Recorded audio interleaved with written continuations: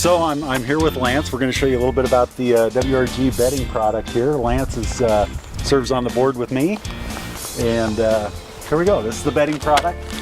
This one is actually pine scented. It's got the...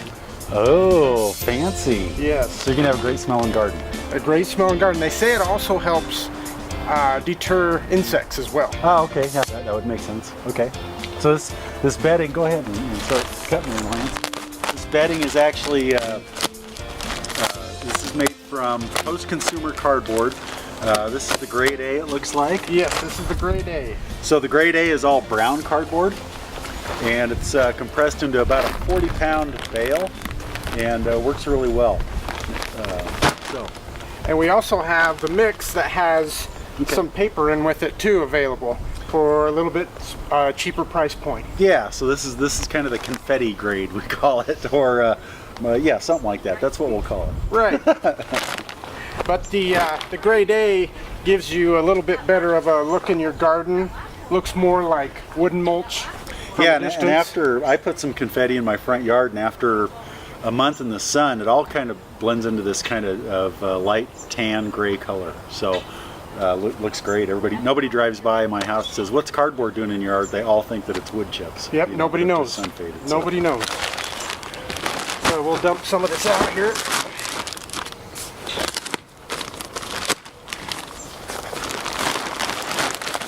So it's pretty compressed. The weight of the bag is about, I think it's 40. Right at 40, give or take a pound. Difference in humidity makes a little difference in the packaging. So it's pretty compacted. We have a special baler that bales it into the bag and compacts it pretty well. And so we're breaking apart. It'll come in sometimes you'll have a chunk like that and you just lightly break it apart. And it'll really help hold in the moisture. Yeah, this stuff, it works really well. It works like a sponge almost. It sucks up the moisture. This is why it works so well for large animal bedding too. It really wicks the moisture and it holds that moisture. So this is Lance's first time with this stuff. I've had some on some trees around the front of my house since we started making it about a year ago, I suppose it was. And yeah. I can go out there, 3 weeks after we've had rain and pull apart some bedding, and it'll be damp soil underneath. So it just really holds it well. So that's all there is to spreading this stuff. Now, for a really good weed barrier, what I've done is gotten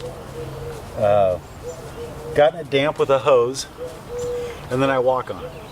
Oh, and compress it down. So I spray it and then walk on it, compress it down, and the weeds just don't get through it, period. And it doesn't blow away. No, that's the other thing too.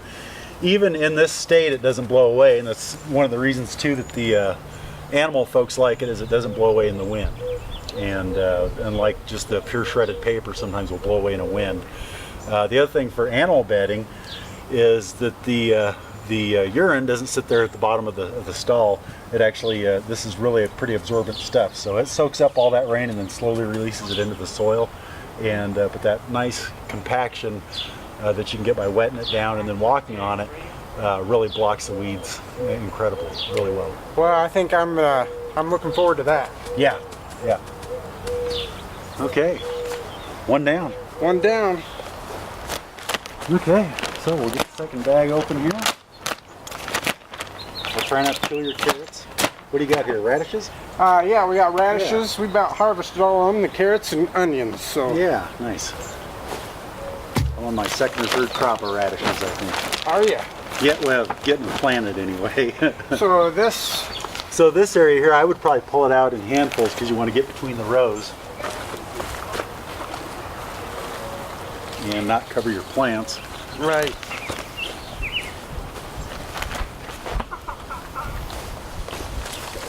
Well, a nice thing about this is that here we are working with it, and we're not getting it's not really a mess to work with. If you get mulch, you get cedar mulch, or you get other types of mulch, your hands are a mess.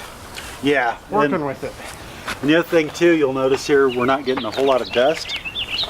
We've actually got, I think 2 or 3 stages of dust removal in the shredding line to get rid of dust. Someday we'll figure out a use for that stuff that gets removed. Right. As it is, without the dust there, it makes it nice to work with for the yard. It's also really good. Horses don't, a lot of times stall-kept horses suffer from, basically I guess it's COPD kind of stuff. Oh, because of all the dust? Because of the dust in like hay, using hay as a bedding. You know, and another thing to think about is this this cardboard mulch. You can recycle it, rototill it in for next year's crop. Yeah, it just goes right in. It'll biodegrade.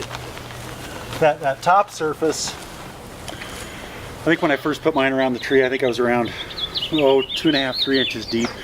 It's probably this year. It's probably maybe an inch deep, but I haven't refreshed it because it's still blocking weed.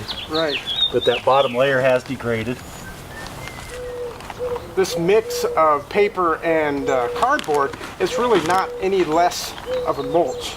It just doesn't look as nice. Yeah, that's really the big difference. You know, is we takes a little more time to sort to get just the pure brown cardboard, and it's a little more expensive because of that sorting. Right.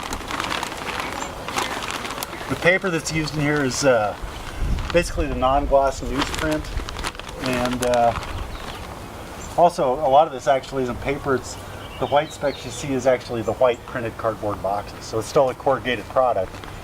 It's just not the It's the pure white brown stuff. Yeah, yeah.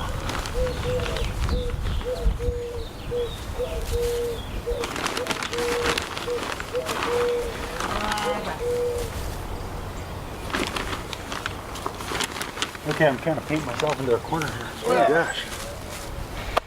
Just got a little bit. Well, we got a little corner over there we need to get. But, that's pretty good. What's the size of this bed, Lance? Is this about? Oh gosh, I've never measured it. 8 by 12 maybe? Something like that. 2 bags. Took care of it 8 by 12. Yeah. And probably a layer or an inch of mulch. Pretty even, I would say. So I'm actually going to go back here. And, I'm going to grab the camera. You can kind of see what that looks like. You can kind of see where Lance has packed that down a little bit, or where we've packed it down walking on it. And it really just holds solid. The wind just doesn't blow it around. It's good stuff. It is. So it holds moisture if you're doing perennial plants. We have been told this from Curtis, our plant manager's perspective. He's got it on some perennials, and he said it's a good idea to pull it away from the base of those plants during the winter.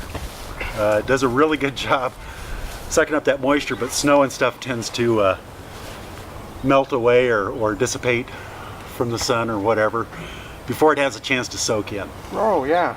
So I know on my tree of course has a much deeper root system, so we don't have to worry about it. So it does a great job sucking in that rain, but just pull it away a little bit from the base of the plants during the winter, and you're good to go. Wow, it's good stuff. Yeah. Okay, we're ready for barley pop. Yeah. So that's us spreading around the WRG mulch here. It's a great bedding product. We actually started this as a large animal bedding, and then a few of us tried it on our plants, and we're just really pleased with how it worked out. And so we're marketing it as that as well. It's all it's available up at the plant. Up at the plant. That's right. What is our address up there? Can't remember, but I'm sure we'll be able to provide that for Yeah, them. exactly. I'll put it on the bottom of the screen here. It's at the Ogallala North Industrial Park. We'll have it there, and works great. You can use it for a lot of different things. For your large animals, chickens love it, pigs love it, horses and show llamas. Surprisingly, that's a big market. Yes. Show llamas love it. You don't have to brush all this out of their fur like you would with straw and stuff like that. And then, of course, this time of year for your garden, it works just great, blocking the weeds and holding in the moisture, and that's everything you could ask for from a mulch. So, I think that's it. Yeah. All right. Well, thanks for all your help spreading that. I know. Yeah, absolutely. Usually I'm better at spreading manure.